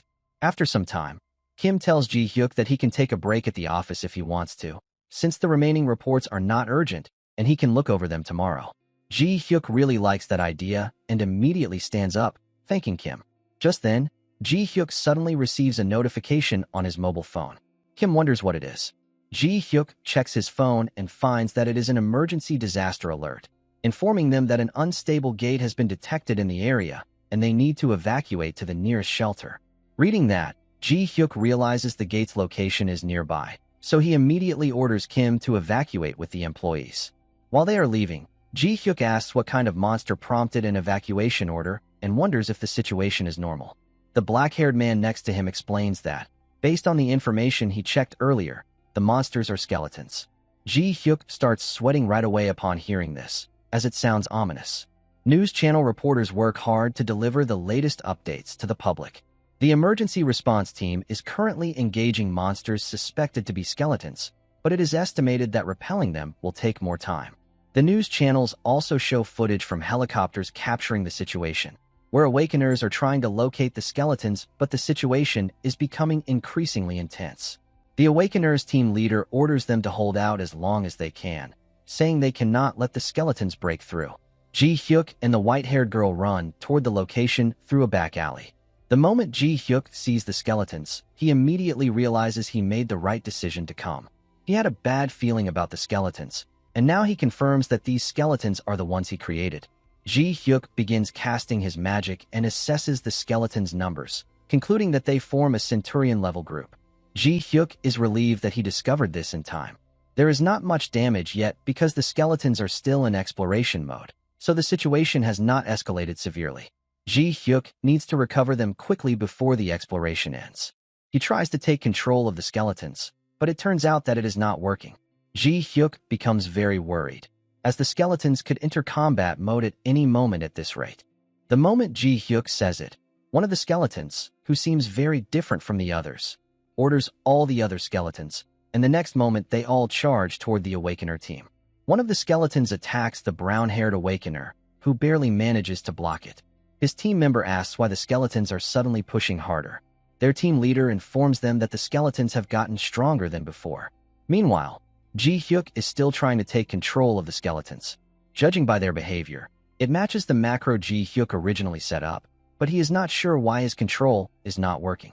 Depending on the situation, Ji Hyuk tries to use control magic on the skeleton's main leader, but even that doesn't work. After realizing this, that skeleton immediately goes toward the Awakener team leader to attack him, and despite the team leader's quick reaction, he still cannot block it. Ji Hyuk becomes very worried and frustrated seeing this. His team member asks if he is alright, but the team leader fears they cannot handle this alone and wonders if this will be the end for them. Thinking about that, he regrets meeting his end like this, especially after having just gotten a new car. Despite the situation, the team leader tries to act composed in front of his team, telling them that he simply let his guard down or else it wouldn't have happened. But he gets startled when he sees all the skeletons suddenly getting blocked by skeletal hands rising from the ground. The blue-haired man helping his team leader notices something in the sky and tells him to look. It turns out to be Ji Hyuk, who is a high-level awakener. They immediately shout for his help because these skeletons are not ordinary. Nervously, Ji Hyuk replies that this is exactly why he is there. He tries to act like he has no connection to the skeletons, but his expression gives everything away. He claims that since the skeletons are interfering with his business, he will personally take them down. Hearing Ji Hyuk's words, the team leader wonders why he sounds like that, and when he looks closely at Ji Hyuk, he realizes that Ji Hyuk seems very familiar. The team leader soon remembers that the high-level awakener in front of them is actually the CEO of Saren, Han Ji Hyuk. Ji Hyuk then uses the bone spear skill to attack and defeat the skeletons instantly. The blue-haired man is shocked after seeing that Ji Hyuk is actually a multi-ability user. Their team leader also starts sweating at the sight. He has always wondered why Ji Hyuk never created combat skeletons. Ji Hyuk lands on the ground and walks forward to take care of the remaining skeletons, while the team leader realizes that Ji Hyuk never needed to create combat skeletons because he is a multi-ability user himself. After taking care of all the skeletons, Ji Hyuk asks the Awakeners if they are alright. The blue-haired man seems very moved by Ji Hyuk and happily informs him that they are fine. He truly thought it was the end for him, so he tells Ji Hyuk that he will never forget his kindness. Ji Hyuk replies that it is nothing and that he simply did what he had to do, even though he knows these are the skeletons he created. The Awakener team leader speaks with Ji Hyuk, saying he had no idea Ji Hyuk possessed such abilities, and then bows to thank him. If Ji Hyuk hadn't come to save them, they would have been wiped out. Seeing that, Ji Hyuk tells him to raise his head. The team leader continues explaining how the monsters acted like they had intelligence, which was very strange. The other members also share their thoughts after encountering the monsters, which feels painfully ironic to Ji Hyuk since he is the one who created them. The team leader then asks for Ji Hyuk's opinion, since he is considered an expert on skeletons. Ji Hyuk doesn't reply and hesitates, so he quickly changes the topic and summons moving skeletons to assist. He tells the Awakeners to focus on transporting the injured first. Many people are hurt, so prioritizing treatment is the most important. The team leader agrees, decides to prioritize evacuation, and thanks Ji Hyuk again, informing him that he will formally visit him later. The remaining Awakeners focus on loading the seriously injured. After everything ends, Ji Hyuk exhales, thinking that the Awakeners were much weaker than he expected since only 100 skeletons defeated a D-rank Awakener. But that is not the main issue right now. Ji Hyuk then picks up the remaining skeleton bone, hoping he can learn something from it. Later, in a room, Ji Hyuk inspects the bones while the white-haired girl plays with the mana cores. Ji Hyuk tries to use his magic on the bones. Even though the macros he set seem intact, the mana inside is definitely not his. Ji Hyuk realizes why Subspace didn't activate. Subspace can only store things imbued with his mana. While he is trying to figure things out, He gets frustrated with the white-haired girl because she keeps making noise with the mana cores. Ji-hyuk lightly punches her arm, telling her it is so loud that he can't think. After that, Ji-hyuk grabs the magic core and asks her if she even knows what it is. He explains that monster cores are not cheap, so it would be very bad if they broke. While examining the magic core, Ji-hyuk notices that the mana inside matches the mana in the skeleton bones. The mana is unrefined, rough, and crude, similar to natural mana or the mana inside a gate. Realizing this, Ji-hyuk wonders if the force controlling the skeletons came from inside the gate. Ji-hyuk concludes that when he crossed over to Earth, his body came through normally, but the items in his subspace fused with the gate instead of staying with him. Ji-hyuk starts crying, thinking about all the treasures he lost, and wonders if this was some sort of cosmic delivery mistake. Since his mana wasn't there, the gate's mana replaced it, which is why he couldn't control the skeletons and why they only followed the macros. Thinking about this, Ji-hyuk becomes very worried. If the skeletons were able to come out, then other things could emerge as well. He becomes scared imagining something like a Death Knight or a meat golem appearing. Even though he created them, he knows he cannot defeat them. Ji-hyuk decides that he must create an undead that can fight in his place. He plans to rebuild his undead army, but the biggest obstacle is the lack of crystal stones. He thinks he might be able to substitute the magic cores, so he decides to try. Ji-hyuk places the magic core near the skeleton bones. High-grade undead require magic circles engraved in gold, so Ji-hyuk also needs something to cover their weaker aspects, which means he needs even more money. The money he has earned from his business is nowhere near enough. Ji-hyuk sits on the sofa sobbing, wondering when he will ever be able to retire. The way to make more money faster is simple. He just needs to increase production, and profits will continue growing. But if he keeps using that method, efficiency will drop too much. As Kim mentioned, he needs to acquire a large factory and turn it into a hybrid structure. Even acquiring a new factory requires more money. So in the end, everything comes down to money again. If Ji-hyuk goes into a gate to hunt right now, he could make extra income, but after decades of grinding, he really doesn't want to hunt anymore. Despite that, Ji-hyuk knows he still has to hunt because of the current situation. Just as he is about to leave, he gets a call from someone. He answers, saying that he is not giving any interviews, not accepting any memberships, and only taking orders. The person on the phone tells him that he isn't calling for any of those reasons and introduces himself as Park Woo-jin, the team leader of the emergency response team. Woo-jin then asks if Ji-hyuk remembers him. Ji-hyuk recognizes him and nervously asks about Woo-jin's condition. Woo-jin explains that he was discharged from the hospital today and wanted to thank Ji-hyuk on behalf of his team members, then asks if it would be alright to visit. Ji-hyuk agrees and sends him the location. He goes outside the building to meet Woo-jin, who arrives in a shiny red car. Woo-jin steps out. He is a D-rank awakener and the team leader of the emergency response team. He walks over to Ji-hyuk, thanking him again for saving them back then. Woo-jin then asks if he is disturbing Ji-hyuk while he is busy. Ji-hyuk tells him it is fine since he was just resting, and then compliments Woo-jin's car, asking if it is expensive. Woo-jin confirms that it is very expensive, and he actually had to overextend himself to buy it.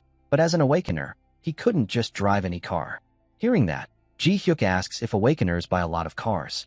Woo-jin confirms that this is usually the case, to the point that once an awakener starts making money, the first thing they buy is a nice imported car. Curiously thinking about that, Ji-hyuk asks Woo-jin if he can ask him a favor. Woo-jin happily replies that of course he can, since Ji-hyuk is his lifesaver. Ji-hyuk smiles and says he has come up with an amazing business idea, so he wants to hear Woo-jin's opinion on it. Ji-hyuk takes Woo-jin to the dungeon byproduct market, and Woo-jin asks why they suddenly came there. As they browse through the products, Ji-hyuk tells him that everything has a reason.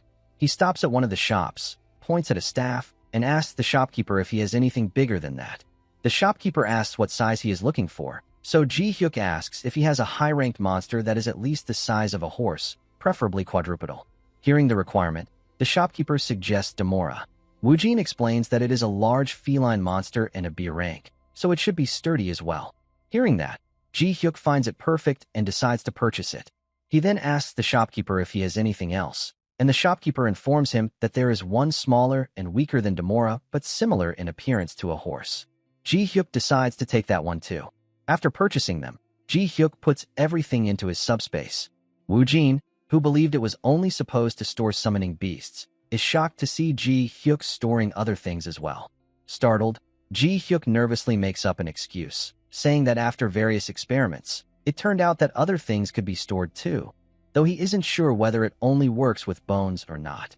Woojin finds this suspicious because Ji-hyuk collected all the fragments last time as well, but he decides to stop thinking about it. Ji-hyuk then asks the shopkeeper for the total cost of the products. Afterward, they return to the factory, where Ji-hyuk tells Woojin that his role is crucial now. Woojin agrees to help with anything Ji-hyuk needs. Ji-hyuk opens his subspace, ready to test the new creature. It is a beast-type skeleton monster.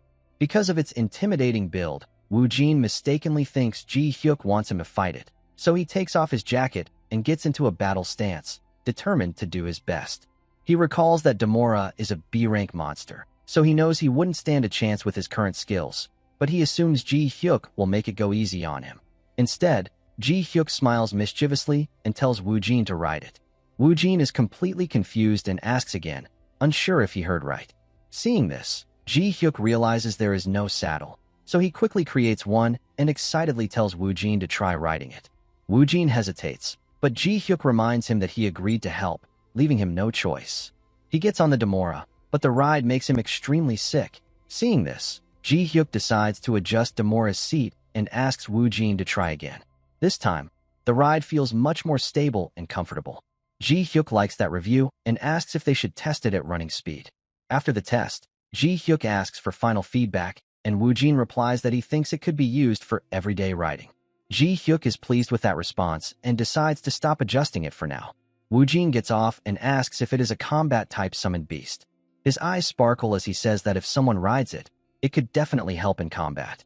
Ji-hyuk sighs and clarifies that it is not a combat type, adding that if he needed cavalry, he would just make something like a centaur, questioning why they should bother riding it. Ji-hyuk introduces the Demora as a product made specifically for riding and reveals that he plans to create and sell it.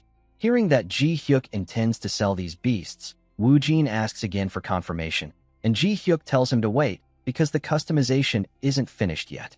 Ji-hyuk then uses his magic to upgrade the appearance of Demora. After finishing the model, he asks Woojin if it looks alright.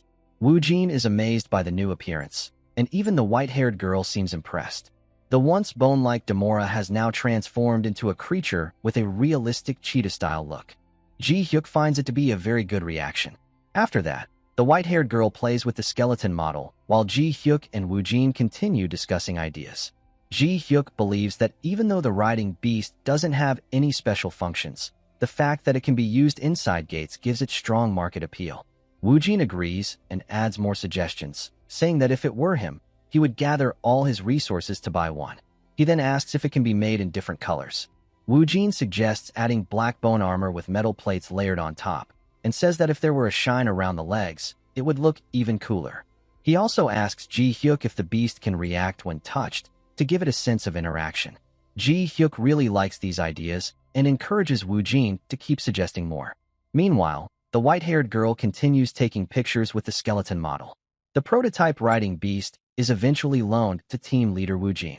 Later, the sight of him joyfully riding it through the city becomes a hot topic. As expected, inquiries about the riding beast flood Saren, and it turns out to be a massive hit. Woojin happily tells Ji-hyuk that the riding beast has now become an eye-catching moving machine. Ji-hyuk is pleased and then asks Woojin if he can extend his vacation a little longer, promising him a 30% discount when he purchases the riding beast later. Woojin immediately agrees and uses the rest of his leave days after hearing that offer. Ji-hyuk decides to start designing custom options, beginning with the armor and glowing eyes. While he is working, the blue-haired man walks in and announces that he has completed all the line adjustments Ji-hyuk ordered. However, he becomes shocked when he sees the riding beast sitting there. He stares at it in awe, excited to see an undead riding beast he never imagined he'd witness in real life. Team leader Beck arrives as well, so Ji-hyuk invites him to help with the design since they are about to begin working on the custom options. Beck asks if he is really allowed to join, and Ji-hyuk confirms he can. Hearing that, Beck becomes highly motivated. He grabs a pen and starts designing, suggesting a silver base that matches the bone color along with similar metallic decorations. He draws everything on paper and then asks Ji-hyuk for his opinion. Ji Hyuk thinks the design looks refined and elegant, so he likes it. Woojin comments that the design seems too delicate and says that a riding beast should look powerful at first glance. Ji Hyuk finds their dynamic admirable, thinking that friendly competition always leads to better results. Drawing their attention, Ji Hyuk informs them that they will try both designs and see which one receives the most votes. If Baek wins, he will get a special bonus, and if Woojin wins, he will receive an additional discount. The competition between Baek and Woojin begins.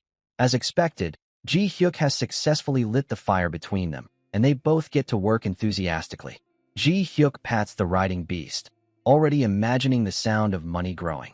Finally, the day of the first Saren riding horse lottery event arrives, where a lucky person can become the first owner of a Saren riding horse in Korea. A large crowd has gathered, including the media. Ji Hyuk steps out from behind the curtain, introduces himself to the public, and begins explaining today's event, where they are unveiling the Skeleton Commander horse.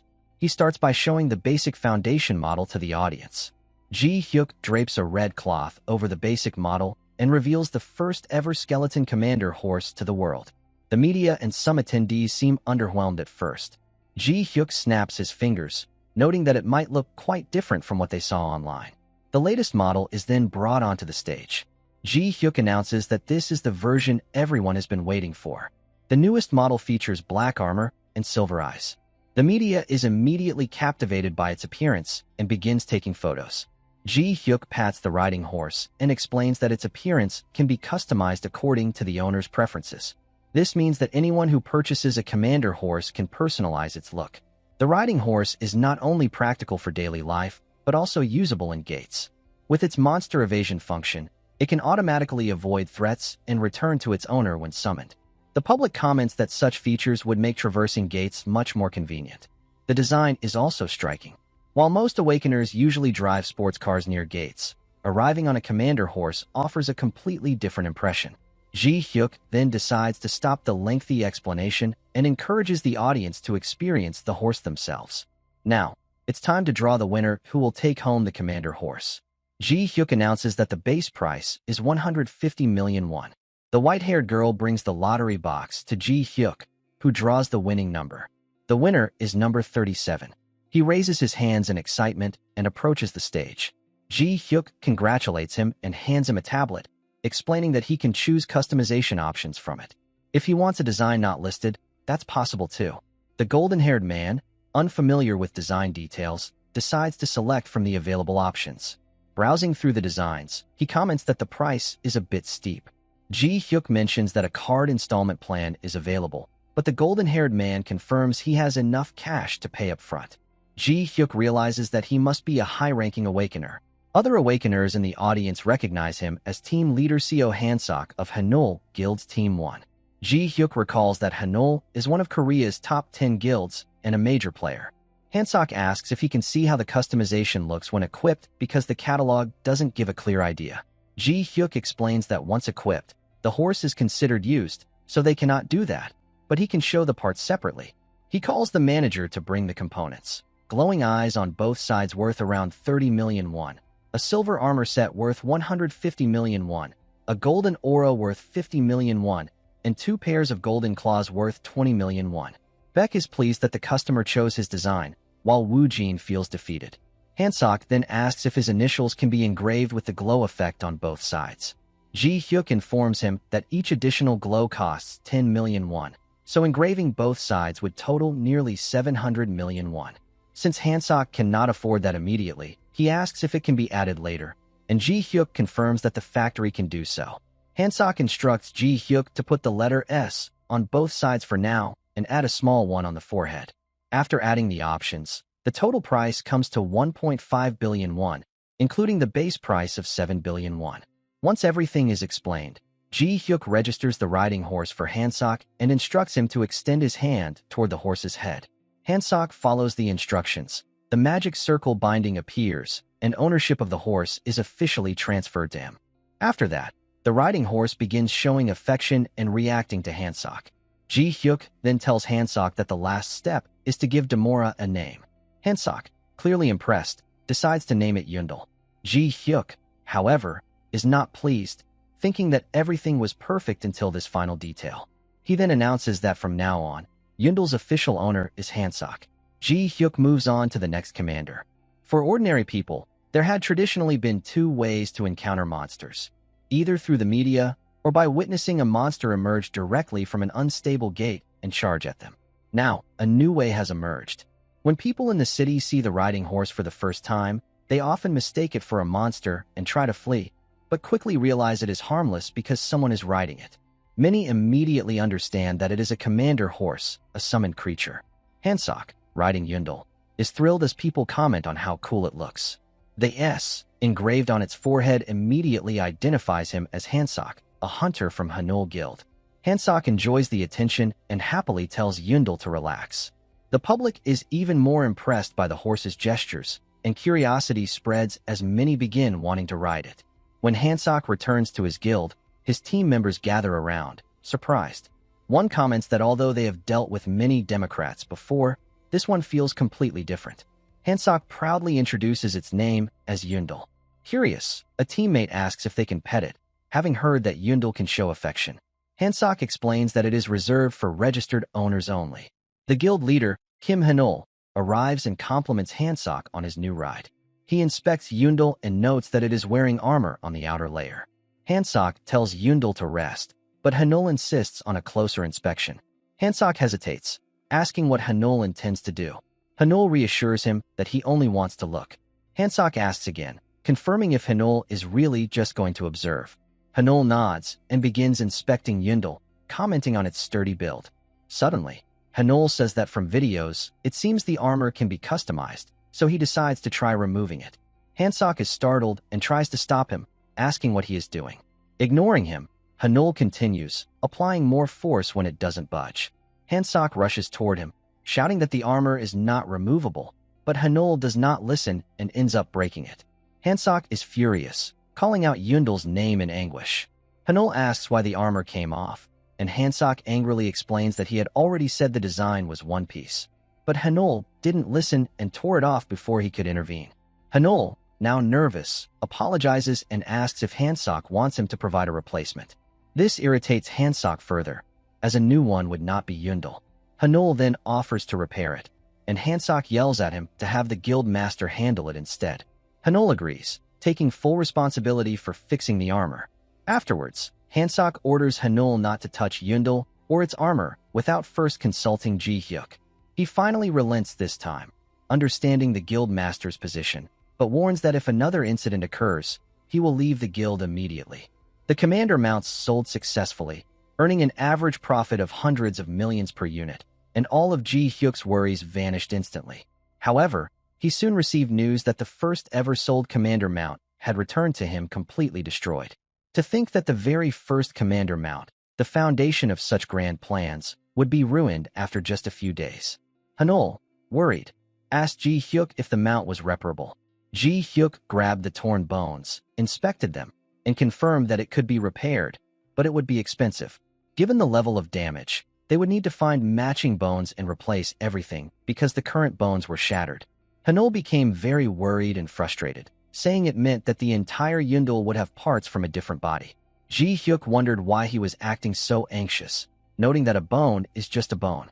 Hanul remained concerned, explaining that if Hansok found out about replacing the entire skeleton, he would be furious. Ji Hyuk suggested gluing the broken pieces together, but warned that since it was already shattered, it would break even more easily next time. Hanul felt relieved at the suggestion and told Ji Hyuk to wait while he called Hansok. He informed him of everything that had happened, and after deciding, Hanul relayed Hansok's request to restore Yundel to its original state, as he had grown very attached in just a few days. Ji Hyuk accepted the order and informed Hanul that the repair would cost around 50 million won, which was necessary to maintain the mount's durability. Hanul confirmed that money was not an issue and begged Ji Hyuk to take good care of it. After accepting the order, Ji Hyuk asked Hanul how Yundel had been destroyed, saying that even if it had been hit by a speeding car, it wouldn't have ended up like this. Hanul hesitated but admitted that he had more or less torn it apart himself. Ji Hyuk didn't understand, wondering what he meant. Hanul explained that he had seen a video online where bones automatically assembled into armor, snapping into place perfectly.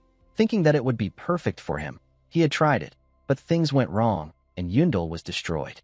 Hanul then asked if it was possible to make armor for humans too. Ji Hyuk didn't understand at first, so he asked why anyone would need armor for a human. Hanul explained that it would fit perfectly on his arm and revealed his ability of gigantification, which allows him to grow up to about 10 meters. However, equipment has always been a problem, so he can't stay in his giant form all the time. Hearing this, Ji Hyuk suggested making the armor from stretchable material. Hanul confirmed that he was already using such a material but hesitated to wear it. Ji Hyuk decided to see it for himself rather than rely on explanations. Hanul asked if Ji Hyuk wanted to see it immediately, and Ji Hyuk explained that if he was going to make armor for him, he needed to see it firsthand. Hanul hesitated but eventually agreed to show it to Ji Hyuk. The white-haired girl joined them, and after making up his mind, Hanul activated his ability. He was extremely embarrassed, and the white-haired girl tried to make a video but stopped when Ji Hyuk told her to. He also instructed Hanul to stop the gigantification. Ji Hyuk then explained that Hanul didn't actually need highly defensive armor. Hanul changed into new clothes and agreed, saying that he only needed something to cover his body, not attract attention. Even with a good physique, he didn't want to be a public spectacle. Ji Hyuk agreed, and Hanul continued, asking if Ji Hyuk understood what it felt like to fight in a skin-tight blue suit while everyone else wore cool armor. Ji Hyuk sweated, realizing this was something he had never wanted to experience. Hanul revealed that because of his gigantification, he always stood out, and news images of him in the blue suit flooded social media. The situation was so embarrassing that he couldn't go outside, and even his daughter was ashamed of him at this point. That is why Hanul had always dreamed of clothing that could freely adjust to his body size. He told Ji Hyuk that having armor functionality would be nice, but was not essential. He was willing to pay whatever it took and asked Ji Hyuk again if he could make it for him. Ji Hyuk had initially planned to make money by selling commander mounts, but he thought this armor request wasn't a bad opportunity either. Perhaps it could help him build rapport with an S-rank awakener. Thinking about that, Ji Hyuk recalled that back on the Sarin continent, when he was fixing glitches in the macros, he had attached skeletons to martial artists' bodies to measure their movements and use the data. He then asked Hanul about his primary weapon. Fortunately, Hanul only used martial arts, as carrying weapons while gigantic would be cumbersome. Ji Hyuk liked how things were going and, in a robotic, angelic tone, confirmed to Hanul that he would make it for him. Hanul wondered what was unusual about Ji Hyuk's tone.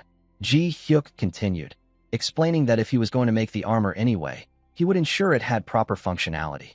Hanul just needed to provide the best materials he could find, such as high-grade monster bones. Ji Hyuk also confirmed that it would be very expensive. Hanul felt motivated and thanked Ji Hyuk, assuring him that money was no issue. A few days later, Hanul was pacing anxiously in the room, eagerly waiting for the armor. Hansok shouted at him to stop, saying he was making him dizzy. Hanul replied that he couldn't help it because he was finally getting real armor, and Hansok was also waiting for Yundel, so why shouldn't he be excited? Hanul approached Hansok and asked how much longer it would take. Hansok replied that the factory said it would be done in a few days and that they would contact them. Hanul pressed further, asking when exactly a few days would be, which angered Hansok. He suggested that Hanul call the factory himself. Hanul hesitated, worried that calling might rush the process and ruin the outfit. Hanul kept fretting, so Hansok told him to stop worrying and just wait for the results. He then advised Hanul to treat Ji Hyuk well if the armor turned out good. Hanul didn't understand, so Hansok explained that Ji Hyuk was the only person capable of making custom clothes for him, and he needed to build a strong relationship. Hearing that, Hanul asked if he should invite Ji Hyuk to join the guild. Hansok replied that Ji Hyuk wouldn't join, since he was already wealthy and clearly focused on making money from his business. He also mentioned that Ji Hyuk didn't even go near gates. Hearing this, Hanul wondered why Ji Hyuk had intervened during the unstable gate incident. Hansok speculated that it might have been because it was near Ji Hyuk's company or because he was curious about the skeletons involved. Hanul commented that Ji Hyuk was very unusual. Hansok added that although Ji Hyuk was greedy for money, he hadn't started making it immediately with his ability. If he intended to reveal his power, there would have been no reason to hide it. Yet even after revealing his abilities, Ji Hyuk showed no interest in gates. Hanul asked why, since most awakeners want to grow stronger by gaining combat experience in gates. Hansok explained that everyone has their reasons. Some awakeners reject violence for religious beliefs or other reasons. But if that were the case, Ji-hyuk wouldn't have intervened last time. Hanul suggested that Ji-hyuk might have trauma related to gates. Just then, Hanul received a call and picked it up. He got the news that his armor was finally ready. Upon hearing the news, Hanul immediately headed out, telling Hansok to take care of the office. Excited, he went straight to the factory. Ignoring everything else, he asked to see the finished product. Ji-hyuk gave him the location and instructed him to unveil it himself. Overjoyed, Hanul arrived, took out the armor, and was extremely pleased with the finished product.